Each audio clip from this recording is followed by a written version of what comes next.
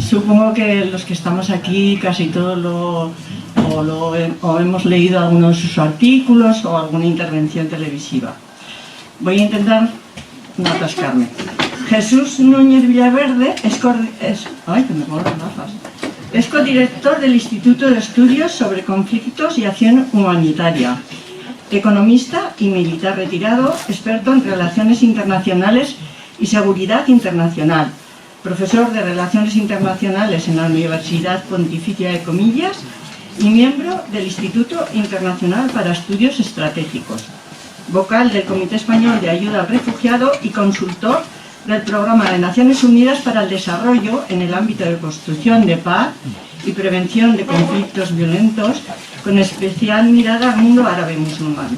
Ha escrito varios libros en solitario, títulos como Daesh, Boko Haram, Terrorismo Internacional en África, y otros en colaboración con diversos autores, por dar un título, Conflictos en el ámbito internacional, Aportaciones para una cultura de paz, y otros muchos más. Más de 300 textos publicados en diferentes medios nacionales y extranjeros y numerosos artículos. Su presencia es requerida, como sabemos, en casi todos los ámbitos de análisis políticos de actualidad para tratar de los temas en los que es experto y profundo conocedor, incluidas debates y tertulias televisivas. Nadie mejor que él para abordar el tema de la conferencia de hoy, que hemos titulado Entre la inquietud y la urgencia, una perspectiva europea del panorama geoestratégico mundial. Jesús nos ayudará a analizar el momento actual, marcado, pensamos, por la victoria de Donald Trump en las últimas elecciones presidenciales americanas. Esperando su análisis, citaré una frase suya que me pareció muy interesante y decía que dependiendo de cuándo pongamos el cronómetro en marcha podremos sacar distintas conclusiones. La victoria electoral de Donald Trump encaja perfectamente en los planes de Netanyahu en Oriente Medio. Más incierto por el momento parece el desarrollo y el futuro de la guerra de Ucrania. Él nos comentará, pero ojalá se encaminara hacia un alto el fuego permanente mientras pueda negociarse una paz justa, por lo menos pues que dejen de matarse. En definitiva, ¿qué consecuencias puede tener todo esto en el orden mundial internacional?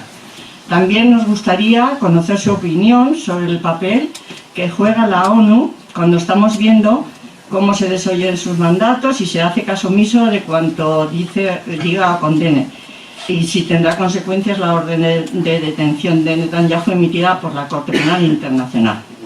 En otro ámbito del currículum y trayectoria de Jesús, me gustaría destacar su faceta de experto en construcción de paz y prevención de conflictos, y esperamos contar con su experiencia en este campo. Hace pocos meses, un grupo de personas contrarias a la guerra decidimos constituirnos en la Asamblea Ciudadana por la Paz en un intento de crear conciencia y abrir un debate en la sociedad sobre las consecuencias desastrosas de la guerra.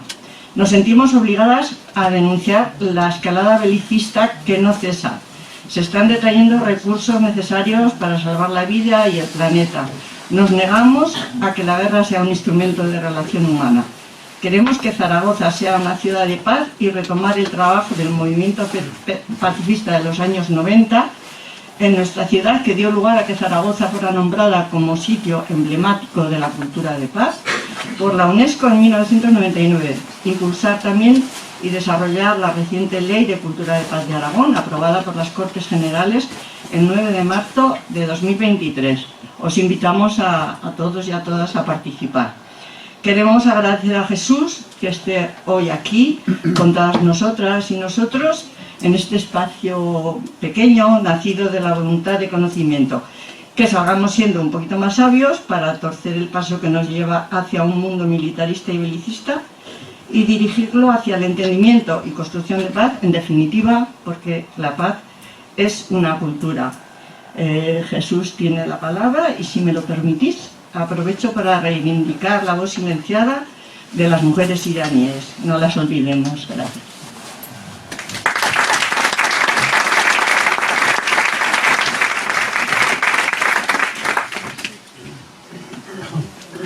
tardes. Un placer, desde luego, estar en Zaragoza una vez más. Últimamente he tenido oportunidad, tanto con la universidad como con el Seminario de Investigación para la Paz, de acercarme a una ciudad que me conecta con mi propia juventud en la Academia Militar de Zaragoza. Como le comentaba ahora Lorenzo, nunca digo que he vivido 4 años en Zaragoza, porque vivir en la academia no es vivir en Zaragoza, evidentemente. Si había suerte nos dejaban salir una vez a la semana a dar un paseo y no más. En cualquier caso, ya digo, un placer, aunque ya desde el principio entiendo, si lo digo de forma muy coloquial, entiendo que venimos ya llorados de casa y que por tanto asumimos el mundo que nos está tocando vivir. Lo digo en el sentido de que desgraciadamente no traigo buenas noticias. Nada de lo que yo pueda plantear ahora sobre ese panorama geopolítico internacional apunta a que ni la prevención de conflictos violentos ni la paz estén a la vuelta de la esquina en términos generales. Hubo una época, y lo digo incluso desde el punto de vista personal y desde luego también lo digo desde el punto de vista español, de que cuando decíamos futuro, decíamos esperanza, decíamos optimismo. Y hoy en día, tanto el presente como el futuro inmediato apuntan como mínimo a inquietud. Si lo miramos desde una perspectiva de ciudadanos, por un lado privilegiados, vivimos en la Unión Europea, somos los más privilegiados del planeta, pero por otro lado afectados inevitablemente por dinámicas que, aunque ocurran a miles de kilómetros de distancia, nos van a afectar inevitablemente. Y por lo tanto estamos en ese entorno, un escenario internacional que apunta a inquietud y un futuro que apunta a negatividad en buena medida. Si trato de plantear una fotografía mínimamente general, esquemática por lo tanto, pero ojalá después tengamos tiempo en el debate de ir profundizando en lo que les parezca más adecuado o más interesante, por puntear por lo tanto el perfil de esa fotografía actual del planeta. Actualmente tenemos 56 conflictos armados activos en diferentes rincones del planeta. Nos lo dice el Instituto de Paz y Economía, que desde hace 18 años viene haciendo un índice global de paz cada año. 56 es la cifra más alta desde el final de la Segunda Guerra Mundial. Es cierto que ninguna de las guerras de ahora tiene nada que ver con aquello de la Segunda Guerra Mundial, donde en una semana podían morir 250.000 personas, en una sola batalla, solo en una batalla. Hoy en día, si hago uso de ese informe, de ese índice global de paz, podemos recordar que el año pasado hubo 162.000 personas que murieron de forma directa por el conflicto violento en el que estaban sumidos. 162.000 personas, podríamos pensar, es nada comparada con las 250.000 que he mencionado hace un minuto, pero en fin, a cada uno le toca vivir su tiempo. Y en nuestro tiempo es 56 conflictos abiertos, 92 países están involucrados en conflictos violentos fuera de sus fronteras, 92 países, somos 200 estados nacionales en este planeta, prácticamente la mitad de los países del planeta están inmersos en una guerra, involucrados de una forma u otra en una guerra, y desde luego tenemos a día de hoy, desde el punto de vista no solo mediático, sino también político, tenemos a Ucrania y lo que está ocurriendo en Palestina como los dos focos de atención preferentes, pero también hablamos, y es un concepto que me cuesta trabajo asimilar, también hablamos de los llamados conflictos violentos, de los conflictos olvidados. ¿Qué significa conflicto olvidado en el siglo XXI cuando con este cacharro puedo enterarme de lo que ocurre en directo en cualquier rincón del planeta? Son olvidados en la medida en la que no hay voluntad política para atenderlos. No porque no sepamos qué ocurren. Si uno quiere saber lo que ocurre hoy en día en Irán, como se ha mencionado, puede saberlo. Y lo que ocurre en Chiapas, y lo que ocurre en Haití, y lo que ocurre en la República Democrática del Congo. Otra cosa es que nos preocupe más si nuestro jugador favorito mete goles este último domingo o no mete goles. Depende, por lo tanto, dónde se sitúa uno. Puede pensar que hay conflictos que no existen. ¿Cuál sería, si tengo que elegir uno de esos conflictos como demostración de esa falta de acción para prevenirlos o para resolverlos? Sudán. No estoy con eso, sé que al elegir a uno parece que los otros efectivamente los estoy olvidando, pero entendamos que las limitaciones de tiempo tampoco permiten ir uno por uno. Pues bien, Sudán es el ejemplo más claro de un conflicto en el que ya se han producido más muertes violentas que en lo que estamos viendo en Palestina y por supuesto en Ucrania, y sin embargo no está en la agenda mediática. y no está en la agenda política. No porque no sepamos lo que ocurre allí, sino porque como no están en juego intereses vitales de los grandes actores del escenario internacional, pues se trata únicamente de intentar encapsularlo para que no contaminen de inestabilidad y de violencia otras zonas en las que sí que haya intereses importantes en juego, y dicho a lo bruto, que se maten hasta que se aburran, sin ninguna voluntad de entrar en juego, de implicarse, utilizando diferentes instrumentos para intentar, en este caso, reducir la violencia o ponerle fin. Bueno, pues eso está ocurriendo en Sudán. No estamos en una situación en la que podamos ya mantener una opinión que conservábamos los privilegiados ciudadanos de la Unión Europea a los que me he referido antes. No, la guerra es una cosa pasada de moda, eso aquí ya no ocurre. No, la guerra es una cosa que le pasa a otros, pero aquí no. No, es que tenemos Ucrania, y Ucrania está en el continente europeo. Y estamos viendo un ejemplo claro de que se equivoca cualquier sociedad que piensa que ya la guerra es una cosa pasada y que ya aquí ya no va a volver a ocurrir nunca más eso. Quien se toma las cosas de esa manera está condenado con mucha probabilidad a repetir conflictos violentos. Por lo tanto, ninguna de las sociedades humanas está hoy en día al margen de esos procesos que pueden conducir al estallido generalizado de la violencia. Esa violencia está provocando ahora mismo 130 millones de refugiados, es decir, de personas que se ven forzadas a abandonar sus lugares de origen, en algunos casos atravesando frontera internacional, por lo tanto refugiados, en otros casos dentro de su propio territorio, por lo tanto desplazados internos, y esa es otra vez una cifra récord. Tenemos al alto comisionado de las Naciones Unidas, que es que se dedica a hacer esta trágica contabilidad, y estamos viviendo que por efecto de la violencia y por efecto de las catástrofes, que algunos llaman todavía desastres naturales, no, el desastre natural no, en buena medida son ya generados por el comportamiento humano también, están provocando esos flujos migratorios que por otro lado están siendo respondidos también con un enfoque, si lo analizo desde el punto de vista de la Unión Europea, absolutamente ineficaz. Si pensamos en la política de migración y asilo de la Unión Europea, es un modelo que tiene una doble característica. Por un lado, desde el punto de vista ético y moral, va en contra frontalmente de los valores y principios que decimos que nos definen y que decimos que son los que promovemos en nuestras relaciones con otros. Y por otro lado, y eso todavía diría es peor, es que es ineficaz.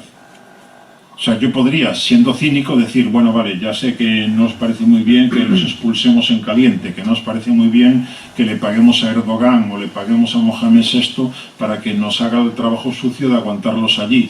Ya sé que nos parece bien que haga vallas y muros más altos y más despliegues de Frontex en el Mediterráneo o en el Atlántico, pero funciona. Ya, es que lo malo es que no funciona. Es que estamos viendo que no funciona, que la desesperación no la para una valla más alta o más densa, y que por lo tanto, si no vamos más allá de una forma de actuar que es básicamente policial y restrictiva, que es lo que define a la política migratoria y de asilo de la Unión Europea, sin olvidar que el tratamiento que tenemos que dar a quienes, escapando porque su vida está en peligro de un lugar, se vienen hacia aquí, no es que sea una cosa agraciable, no es que sea una cosa de caridad, cristiana o no cristiana, no, es que es una obligación jurídica porque los 27 países de la Unión Europea han firmado la Convención del Estatuto de Refugiados de 1951. Por lo tanto, es una obligación jurídica, no una cuestión graciable de que me caen más simpáticos o menos simpáticos. Por lo tanto, estamos haciendo dejación, estamos violando nuestro propio compromiso jurídico y encima no funciona, no conseguimos frenar la desesperación de quienes quieren escapar para poner a salvo su vida y para aspirar a una vida digna, dado que no la pueden desarrollar en sus países de origen. Más allá de esos conflictos que provocan, como digo, estos refugiados y generan inestabilidad, evidentemente, como mínimo, podemos hacer también otro de los principales perfiles de esa fotografía que quería mencionar, viene derivado del hecho de que cuando hoy contemplamos el escenario internacional, nos encontramos con que son muchos los ejemplos que muestran que no estamos actuando de manera adecuada con respecto a las principales amenazas que pesan sobre la especie humana. Tenemos 3 amenazas existenciales, no hay más, o sea, el listado es corto. Amenazas existenciales, es decir, que ponen en peligro la existencia de la especie humana en este planeta. Y eso se llama proliferación de armas de destrucción masiva, fundamentalmente las nucleares. Eso se llama lo que habitualmente se denomina cambio climático, creo que tendríamos que hablar de crisis climática o de emergencia climática. Y eso se llama disrupción tecnológica que viene por el camino de la inteligencia artificial y tantos otros mecanismos ligados a ese punto.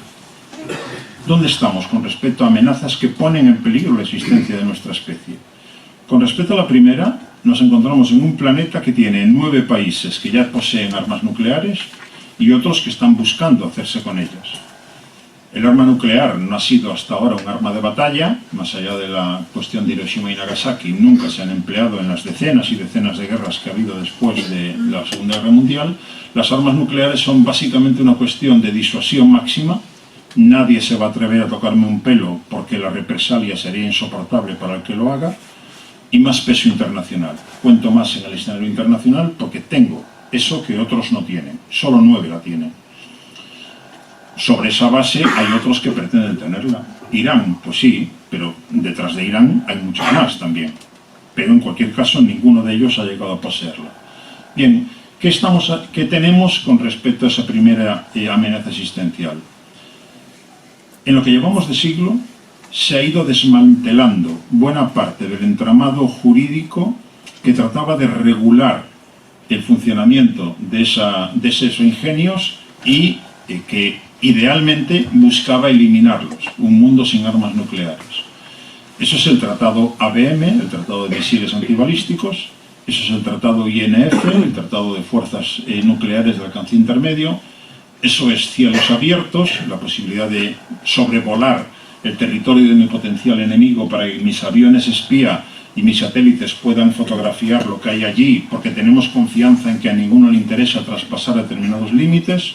Bueno, pues esos 3 que he dicho los ha denunciado Estados Unidos, empezando por el ABM con George Bush hijo, hasta hoy, de tal manera que lo único que nos queda es el TNP, el Tratado de No Proliferación. Solo tenemos un tratado que reconoce a 6 países del planeta, el que tienen,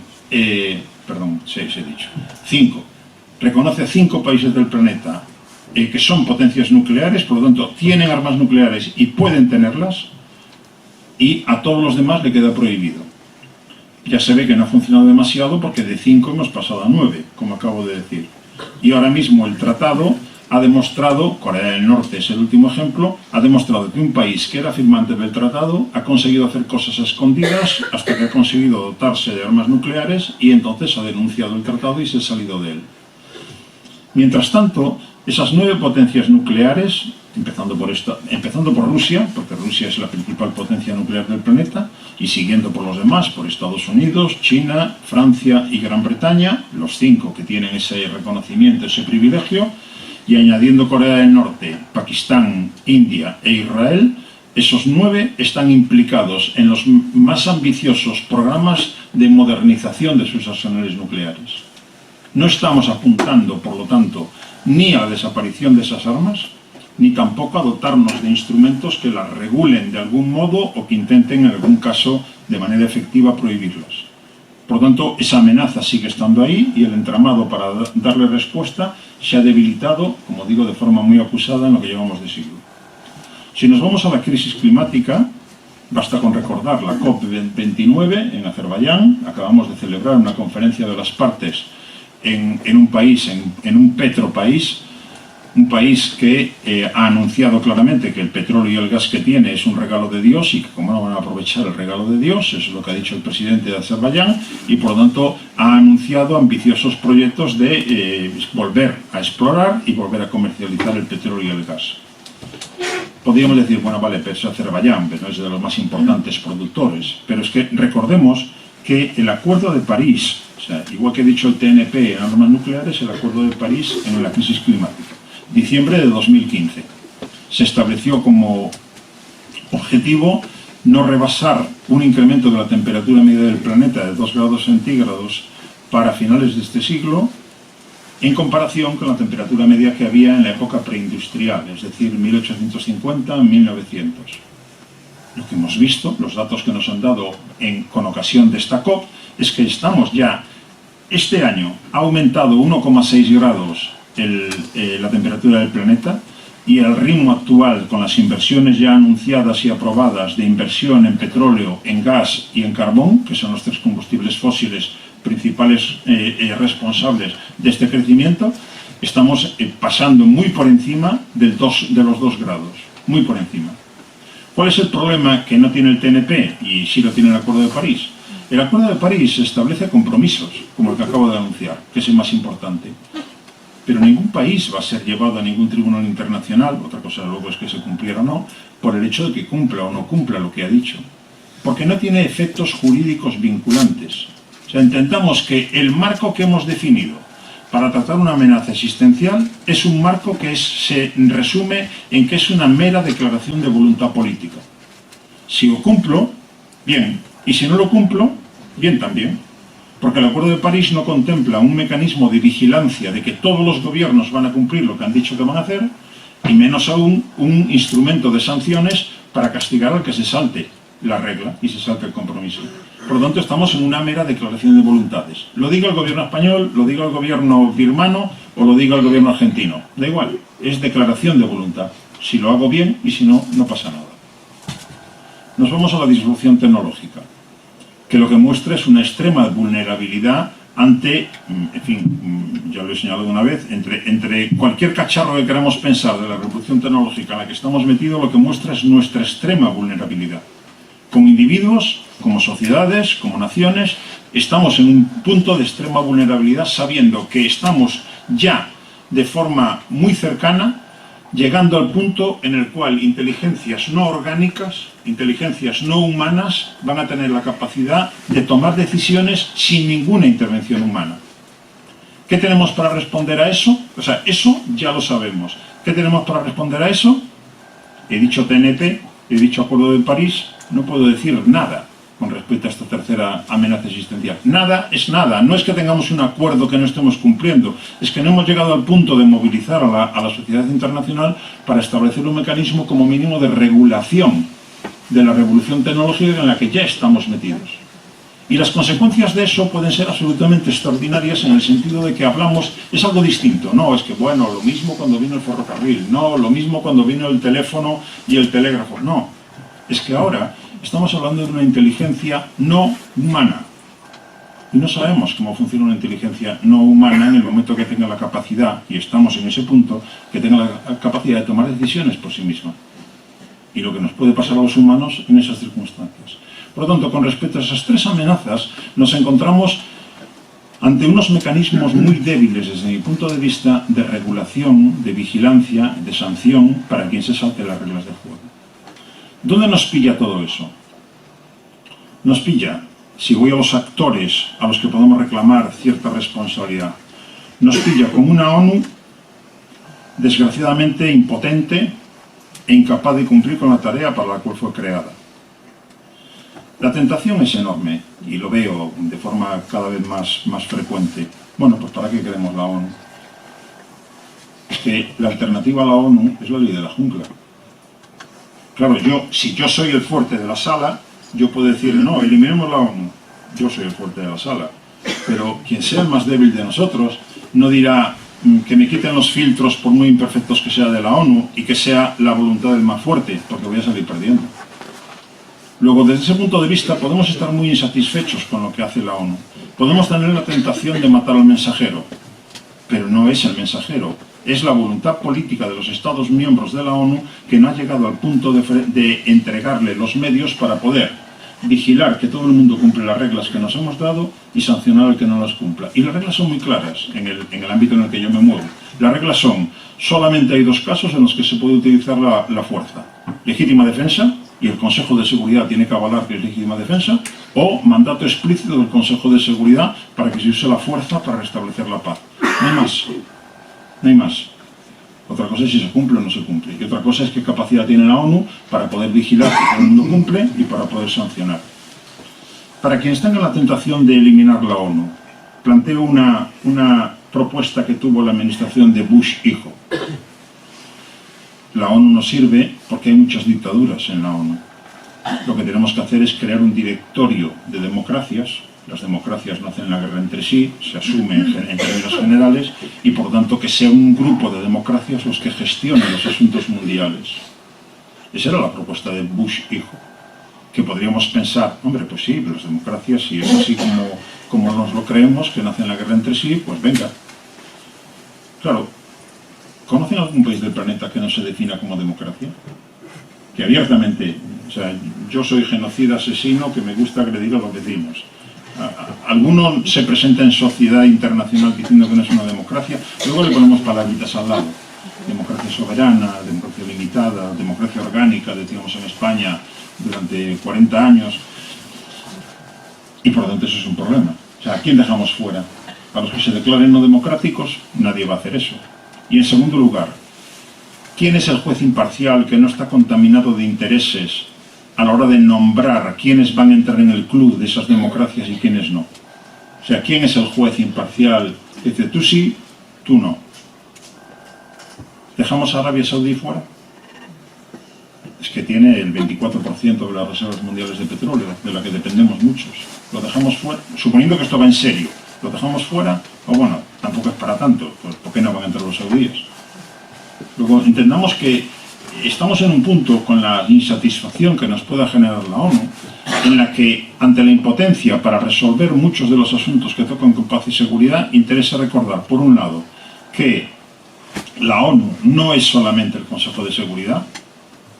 UNICEF, el Programa Mundial de Alimentos, la FAO y tantas otras 23 agencias internacionales tiene la ONU, resuelven problemas a mucha gente en el día a día.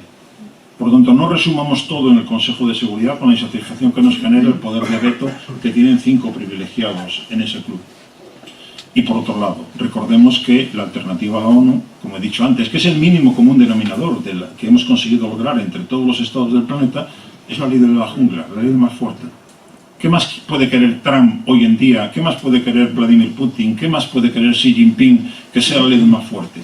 Pues los fuertes en este juego querrán evidentemente imponer su voluntad, como siempre ha ocurrido y como creo que seguirá ocurriendo. Por lo tanto, tenemos a la ONU en esa situación y no hay a la vista ningún proyecto de reforma de la organización, ni para modificar el Consejo de Seguridad, ni para modificar la composición del Consejo, que responde a un momento histórico que no se alinea con la actualidad, ni tampoco para modificar sus procesos de toma de decisiones, que eliminen, por ejemplo, el derecho de veto a esos 5 países. Si quieren le damos vueltas luego a la ONU en por qué tienen ese privilegio. Si nos vamos a Estados Unidos, vale, no tenemos un policía mundial efectivo, que es la ONU. Tenemos un policía mundial impropio, que es Estados Unidos. Como líder mundial, que lo es, o sea, no olvidemos nunca que Estados Unidos es la primera potencia militar del planeta, la primera potencia económica del planeta, la primera potencia cultural del planeta, la primera potencia tecnológica del planeta y la primera potencia del planeta en términos energéticos. Se ha convertido ya en un productor y exportador de petróleo y de gas por encima de Rusia y por encima de Arabia Saudí. Por tanto, en cuanto uno analiza qué significa poder y empieza a buscar poder significa esto y esto otro, hay 5 cosas que yo creo que son muy relevantes cuando pensamos en poder, que las tiene un actor que se llama Estados Unidos. Y hay otros que aspiran a, que están aquí un poquito más avanzados, aquí un poquito menos, pero nadie hoy en este planeta puede hablar de tú a tú con Estados Unidos. Nadie. Luego, desde esa perspectiva, pensábamos que podemos mirar con una visión crítica el mundo que nos toca vivir. Qué mal cuando Estados Unidos ejercía su papel de policía mundial. Fíjate qué barbaridad ha hecho en Chile, fíjate qué barbaridad ha hecho en no sé dónde. Y decíamos, qué mal, vaya lo que nos ha tocado, con un líder mundial de este nivel. Pues bien, no sé si será peor lo que nos está ocurriendo ahora. Porque lo que nos está ocurriendo ahora es que el policía mundial impropio llamado Estados Unidos ya no es capaz de ejercer su tarea. Empieza a haber muchos que ya les entra por un oído y les sale por el otro lo que diga Washington. Fijémonos la circunstancia. O sea, resulta que era malo cuando ejercía y resulta que es malo cuando no ejerce. ¿Por qué? Porque cuando las fuerzas centrípetas se debilitan, el hegemón que consigue cohesionar a su manera y en defensa de sus intereses, consigue cohesionar el escenario, las cosas funcionan y nos vamos acomodando a ese escenario. Cuando la fuerza centrípeta se debilita, las fuerzas centrífugas aumentan. Y por lo tanto, Marruecos, ¿por qué voy a dejar que sea Argelia el líder en el Magreb? Pues yo también quiero. Irán, pues ¿por qué voy a aceptar el papel que mandaban en la película? Quiero otro. Y así unos y otros empiezan a mover piezas, a mover fichas para intentar mejorar su posición en el juego. Derivado de algo tan simple como el debilitamiento del liderazgo de quien hasta ese momento, cuando decía blanco, era blanco, aunque nos disgustara. Y cuando decía negro, era negro. Pues es que ahora resulta que dice a veces cosas y no siempre se le hace caso. Véase Netanyahu como ejemplo de los, yo creo, más evidentes de esto que estoy comentando, pero desde luego no el único. Por lo tanto, un Estados Unidos en un deterioro, notabilísimo deterioro de su liderazgo internacional, para lo bueno y para lo malo. Unión Europea, siguiente actor que podríamos tomar en consideración. Bueno, antes de Unión Europea, para que no se me despiste ese dato. El centro de gravedad de los asuntos mundiales hoy está focalizado, y va a ser así durante los próximos años y yo diría décadas, está focalizado básicamente en el Indo-Pacífico. O sea, ahora mismo el centro de gravedad viene definido por una competencia, por una confrontación. Eso no quiere decir choque armado violento, pero sí una confrontación de intereses entre Estados Unidos, el hegemón que pretende mantener su posición, y el aspirante principal a ocupar ese lugar. China en chino significa el imperio del centro. Y por lo tanto China está diciendo, ya va siendo hora de que me reconozcáis que soy el grande, que el escenario principal lo ocupo yo y los demás sois escenarios secundarios. Y con todos los instrumentos que tiene a su alcance, China se siente ahora en condiciones de aspirar a lo que considera incluso su lugar natural en el planeta. Nadie, se llame Estados Unidos o se llame Andorra, si Andorra fuera el hegemón mundial hasta hoy, no va a aceptar que China, por las buenas, entre en el escenario a ocupar el que considera también su lugar natural. Entendamos que el orden internacional, que es a donde quería ir a continuación, el orden internacional vigente es un orden internacional que se define con todas sus reglas de juego, con sus repartos de poder, en un momento en el que sencillamente la República Popular de China no existía. Se creó en el año 49. Y en el final de la Segunda Guerra Mundial, unos años antes de que la República Popular China existiera, ya se dijo, tú vas a tener tantos votos en el Fondo Monetario, tú tantos votos en el Banco Mundial, tú vas a ocupar tal posición en tal organización, yo tengo capacidad de vetar esto, otro, en según qué circunstancias. Y nadie le dijo a Pekín, y a ti te toca tal cosa. No, es que no estaba. Con lo cual China, obligatoriamente, lo haga por las buenas, lo haga por las malas, solo puede ocupar una posición que represente el peso específico que tiene hoy en día en el mundo, metiendo codos. Tiene que desplazar a otros. ¿Y quién estaría dispuesto a dejarse desplazar? O sea, resulta que yo soy el país que quiera, el país X. Tengo un 10% de voto en el Banco Mundial y ahora me estáis diciendo que hay que dejarle un porcentaje a China para que tenga también peso. Y por lo tanto, en donde tenía 10 me quedo con 6. ¿Por qué? Porque yo. Por lo tanto, entendamos que eso genera resistencias. Quiero decir con esto que ese centro de gravedad, de confrontación entre Estados Unidos y China, genera por definición inestabilidad. Porque reacomodar esas dinámicas y esas agendas no se va a hacer fácilmente. ¿Quiere decir esto que vamos directamente a lo que ya algunos nos están presentando como si fuera una realidad de hoy, de una tercera guerra mundial? Si por tercera guerra mundial imaginamos algo parecido a lo que fue la segunda, y peor todavía, porque las armas nucleares ya están ahí, creo que no. Es decir, tenemos una circunstancia en la que directamente, fíjense, vivimos en paradojas, en mundos de paradojas. ¿Qué es lo que hace que hoy estemos sentados aquí y por lo tanto que sigamos vivos? Las armas nucleares. Uno puede desear obviamente la desaparición de las armas nucleares. Pero la aparición de las armas nucleares, en el momento que ya están ahí, Lo que nos garantizan es que los gigantes no van a chocar frontalmente entre ellos de manera violenta, porque eso deriva en un suicidio colectivo. Y yo lo que quiero es más poder, no suicidarme. Por lo tanto, la aparición de las armas nucleares han ocurrido muchas guerras desde entonces, hasta hoy, sí, muchísimas. Y por interposición detrás de cada actor combatiente hemos visto a Washington y hemos visto a Moscú o hemos visto a otros, sí, pero ¿han chocado alguna vez los ejércitos estadounidenses y soviéticos en guerra? No. ¿Va a ocurrir algo parecido con el caso de China? Pues entiendo que sí.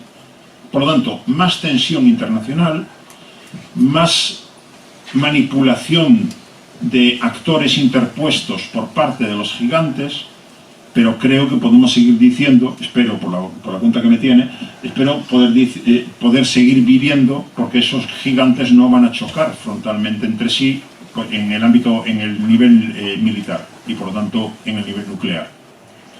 Pero por debajo de eso, tensión, ya la estamos viviendo. El mar del sur de China y del este de China son los dos escenarios principales, pero en fin, China, aprovechando los errores cometidos por Occidente en África y en América Latina, China está entrando. Y Rusia está intentando recuperar la posición que tuvo la Unión Soviética en su día, también en África, también en América Latina. Por lo tanto, cada uno compitiendo con voluntad de poder en defensa de sus intereses, obviamente a complicarle las vidas al contrincante. Unión Europea, decía. En ese contexto, por lo tanto, en el que, por definirlo en una sola frase, estamos asistiendo al colapso del orden internacional basado en normas creado al final de la Segunda Guerra Mundial. Cada vez que hoy se le ocurre a Estados Unidos decir que lo que está haciendo en Ucrania o en Israel tiene que ver con un orden internacional basado en normas, no sé, cada uno reaccionará a su manera, pero es imposible de tomar en serio ese tipo de declaraciones, porque estamos viendo una aplicación de dobles varas de medida constantes, y otra vez Ucrania y Palestina son la evidencia más palpable, y estamos viendo cómo la norma sirve un día pero no sirve el día siguiente. Acabamos de ver cómo ayer Francia se le ocurre decir que si Netanyahu llega a territorio francés que no lo detiene. Pero ¿cómo que no lo detiene? Pero es que tú no te has leído el artículo que has firmado, el compromiso una vez que reconoces el Estatuto de Roma y la Corte Penal Internacional.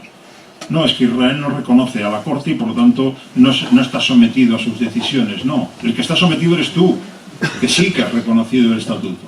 Por lo tanto, cuando vemos ese tipo de cosas, podemos entender que se está deteriorando hasta el punto del colapso el orden internacional.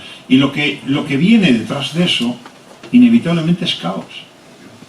Porque, insisto, hasta que se reacomoden las piezas, todo eso genera una inestabilidad que puede conducir a escenarios no deseables, en muchos casos. Vale, ¿qué pintan todo eso la Unión Europea? Pues la Unión Europea tenemos que entender, en primer lugar, lo digo como europeísta convencido. Europeísta crítico, la Unión Europea me da todos los días ganas de borrarme del club, pero todos los días necesito ese club. Por lo tanto, como europeísta crítico convencido, entiendo, en primer lugar, que la Unión Europea es un actor en formación. No hemos llegado, no tenemos una voz única en el escenario internacional. Estoy mirando hacia afuera, más allá de las cosas que ocurren dentro de casa. Hacia afuera, la Unión Europea no tiene una voz única en el concierto internacional. Nadie puede pensar que Borrell, le parezca bien o mal lo que dice Borrell, representa a la Unión Europea, porque claramente detrás de sus palabras no vienen acciones, lo cual demuestra la fragmentación de posiciones que hay dentro de la Unión Europea. Recordemos siempre, en relación con política exterior, política de seguridad y política de defensa, recordemos que en la Unión Europea coexisten de momento tres subgrupos. Tenemos a los europeístas, habitualmente con Francia a la cabeza, que a lo que aspiran es a la autonomía estratégica. Autonomía estratégica, que si la quisiéramos resumir muy mucho, es dotarnos de nuestros propios medios para defender nuestros propios intereses, sin tener que depender de otros. Claro, creo que hay un diagnóstico, ya que he dicho a Borrell, lo vuelvo a repetir. Hay un diagnóstico de Borrell irrebatible. La Unión Europea, el club más exclusivo del mundo en términos de bienestar y en términos de seguridad, resulta que, en cuanto a su bienestar, depende energéticamente de otro, que se llama Rusia, que por lo tanto te puede chantajear. En bienes industriales y manufacturados depende de otro, que se llama China, cuando tú eres dependiente, o sea, desde el punto de vista geopolítico, depender de alguien evidentemente limita tu margen de maniobra, tu soberanía. Y para colmo, nuestra seguridad depende también de otro que se llama Estados Unidos, que es el garante último de nuestra seguridad desde hace décadas en el marco de la OTAN. Luego resulta que somos los más privilegiados y metidos en un escenario en el que lo fundamental no está en nuestras manos. Dependemos de otros. Luego estamos muy lejos de la autonomía estratégica hoy en día. Vale, eso lo defienden unos cuantos, ya digo Francia el primero. Luego tenemos a los llamados atlantistas. ¿Para qué queremos una Europa de la defensa? ¿Para qué queremos tener nuestros propios medios si ya tenemos la OTAN? Ya nos defiende la OTAN, no hay problema ninguno. Lo cual implica asumir subordinación a Washington, evidentemente, en ese marco de la OTAN. Eso es lo que me hace prever que Trump no se va a salir de la OTAN, no va a eliminar a la OTAN, porque perdería un instrumento fantástico para poder subordinar a los europeos a su dictado. En la medida en la que soy el garante último de tu seguridad, me vas a hacer caso muchas veces, porque tu seguridad depende de mí. Veremos en todo caso lo que el señor Trump nos trae. Luego, desde ese punto de vista, nos encontramos todavía con otro subgrupo que es el de los neutrales. Irlanda, Austria. ¿Qué es ser neutral hoy, en el siglo XXI? ¿Neutral con respecto a qué? Neutral se era con respecto a la OTAN y al Pacto de Varsovia, con respecto a Moscú o con respecto a Washington. Pero hoy, ¿con respecto a qué bloques eres neutral? ¿O no será que te estás colando todos los días en el autobús y en el metro sin pagar el billete porque ya cuentas con que todos lo van a pagar y va a seguir existiendo un autobús y un metro? ¿Qué es lo que hacen esos países que no le dicen a sus opiniones públicas, no asumen las necesidades que puede plantear el garantizar tu propia seguridad con tus propios medios y mientras tanto que vaya pasando el tiempo? Bueno, pues esa fragmentación interna impide de momento que la Unión Europea tenga una voz única en el escenario internacional. De tal manera que podemos ser el primer socio comercial de Israel, pero en términos políticos nos toma el pelo. No hace falta ni tomarnos el pelo, simplemente no toma en consideración lo que le decimos, porque sabe sobradamente que de Bruselas no va a venir nada que tenga efectos reales en su pauta de comportamiento. Luego, desde esa perspectiva, a la Unión Europea le queda hoy mucho para poder llegar a ese punto en el que sea capaz de dotarse, o sea, en el que sea capaz de traspasar el nivel nacional a un nivel multilateral. Y claro, en ese punto me quiero detener un momento, para no irme más allá de 10 minutos, me quiero detener un momento. Para responder a las amenazas que he mencionado antes, para poder construir paz en el mundo de hoy, algo que sabemos sobradamente es que no hay ningún Estado en este planeta que individualmente tenga capacidades para atender a esos desafíos y a esas amenazas y a esos riesgos con ciertas garantías de éxito. Ninguno. Y cuando digo ninguno, digo también Estados Unidos, poniéndolo como el primero de la lista. Por lo tanto, algo que nos dice la experiencia acumulada es que para responder a las amenazas que tenemos hoy y a los desafíos de hoy, hay dos elementos fundamentales de la agenda. Multilateralismo, es decir, si nadie solo es capaz, pues habrá que sumar fuerzas con otros. Es decir, pongo muchas veces el ejemplo de que a mí me gusta vivir solo en una casa porque me gusta dormir a mi aire y hacer lo que me dé la gana. Si yo tengo los medios para garantizar la adquisición o el alquiler de una vivienda, me lo monto a mi aire y recojo la basura, no la recojo, pongo la lavadora, no la pongo, hago lo que me da la gana, estoy solo en mi casa. Pero si no puedo asumir ese coste, tengo que buscar a otros que estén en la misma situación, y hoy en día todos estamos en esa situación, para compartir gastos. Y ya sé lo que ocurre a continuación. Mi nivel de soberanía baja. Tengo que acomodarme con otros y vale, los lunes haces tú la compra, yo pongo la lavadora, tú recoges la basura, es decir, mi límite, mi nivel de soberanía disminuye. Por lo tanto, entiendo que el multilateralismo instintivamente no es lo preferido. Lo preferido es el unilateralismo. Pero no tenemos más remedio que apostar por mecanismos multilaterales. Y la Unión Europea es un ejemplo de multilateralismo, sin llegar al planetario, pero por lo menos entre, a día de hoy, 27. La segunda característica, multidimensionalidad. No hay ninguno de los desafíos, riesgos, amenazas que tenemos hoy ante nosotros que se pueda resolver con un único instrumento. Y sin embargo, estamos en un mundo, hoy en día estamos viendo ya el crecimiento de las visiones fundamentalmente militaristas, securitarias, que caen en el error que nos ponen siempre de ejemplo de, para quien tiene un martillo en la mano, todos son puntas que hay que clavar. Es que lo que tengo en la mano es un martillo, no me pidáis que haga poesía con el martillo, hago lo que puedo, tengo este instrumento. Por lo tanto, estamos otra vez en una tendencia creciente, y Ucrania lo ha acelerado más todavía, de incremento de los presupuestos militares como si fuera a ser el remedio para hacer frente a los flujos migratorios descontrolados, al terrorismo internacional, a las pandemias o a lo que haga falta. Y evidentemente nos confundimos. No hay un único instrumento que tenga capacidad para resolver problemas que por definición son multidimensionales. Luego tendremos que sumar fuerzas entre muchos y utilizar muchos instrumentos distintos, sociales, políticos, económicos, comerciales, tecnológicos, diplomáticos, de todos los colores, incluyendo el militar, sí, claro, pero en su punto. Y es una cuestión de matices que pueden no resultar fácil llegar a un acuerdo. ¿A dónde quiero ir con eso? Necesitamos multilateralismo y necesitamos multidimensionalidad. ¿En dónde estamos? Estamos en una oleada autoritaria innegable. Y oleada autoritaria, pongo el ejemplo de la Unión Europea. El próximo día 1 comienza una nueva Comisión Europea, la más a la derecha de toda la historia de la Unión Europea. Ya tenemos un Parlamento Europeo que en función de las elecciones de este mismo año nos presenta el Parlamento Europeo más a la derecha de la Unión Europea. Si me quito de esquemas de derechas o de izquierdas, porque lo que quiero decir es que el problema no es que sean de derechas esos organismos, el problema es que por definición esos actores son nacionalistas, son, más aún, ultranacionalistas, con los que han entrado en juego en estas últimas elecciones del Parlamento. Ultranacionalismo es todo lo contrario de multilateralismo. Soberanía nacional, recuerden que hace poco le tomaron el pelo a los británicos haciéndoles creer que iban a recuperar la soberanía nacional. ¿Qué significa soberanía nacional en el siglo XXI? O sea, eso solamente es nostalgia de imperio mal llevada. Pues bien, si la tendencia dominante es nacionalismo, y si quieren yo le añado lo de ultranacionalismo, absolutamente anacrónica, ¿quién empuja hoy por una agenda multilateral y multidimensional?